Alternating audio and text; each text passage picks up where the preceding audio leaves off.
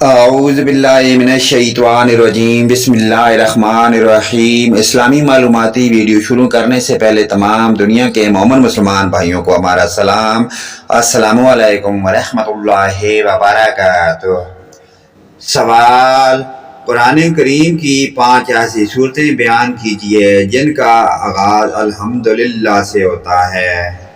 جواب: نمبر 1 سورۃ فاتحہ، نمبر 2 سورہ نحل، نمبر 3 سورہ کاف، نمبر 4 سورہ سبا، نمبر 5 سورہ فاطر۔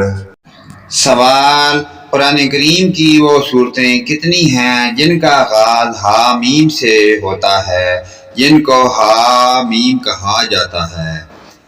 جواب: ایسی صورتیں 7 ہیں۔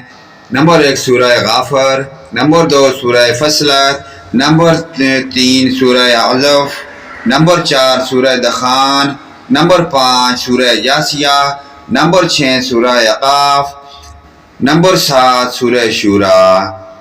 سوال: وہ 5 صورتیں کون سی ہیں جن کا آغاز الف لام میم را سے ہوتا ہے؟ جواب: سورہ یونس نمبر 1، نمبر 2 سورہ ہود، نمبر 3 سورہ یوسف، نمبر 4 سورہ ابراہیم، نمبر 5 سورہ حجر۔ سوال: وہ کون سی صورتیں ہیں جن کی ابتدا لفظ سبح سے ہوتی ہے؟ جواب: وہ صورتیں جن کی ابتدا سبح سے ہوتی ہے وہ یہ ہیں: نمبر 1 سورہ حدید، نمبر 2 سورہ حشر، نمبر 3 سورہ صف۔ سوال: وہ کون سی صورتیں ہیں جن کی ابتدا یسبح سے ہوتی ہے؟ جواب: جن صورتوں کی ابتدا یسبح سے ہوتی ہے وہ درج ذیل ہیں: نمبر 1 سورہ جمعہ، نمبر 2 سورہ تغابن۔ سوال: وہ کون سی صورتیں ہیں جن کی ابتدا تبارک سے ہوتی ہے؟ جواب: جن صورتوں کی ابتدا لفظ تبارک سے ہوتی ہے وہ 2 ہیں۔ جواب: نمبر 1 سورہ فرقان، نمبر 2 سورہ ملک۔ سوال: وہ کتنی صورتیں ہیں جن کی ابتدا الف لام میم سے ہوتی ہے؟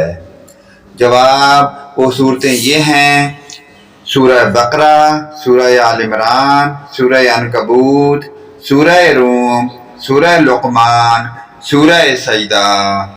سوال: وہ کون سی صورتیں ہیں جس کے بارے میں آپ صلی اللہ علیہ وآلہ وسلم کا فرمان ہے کہ جو شخص اپنی آنکھوں سے قیامت دیکھنا چاہتا ہو وہ یہ صورتیں پڑھے؟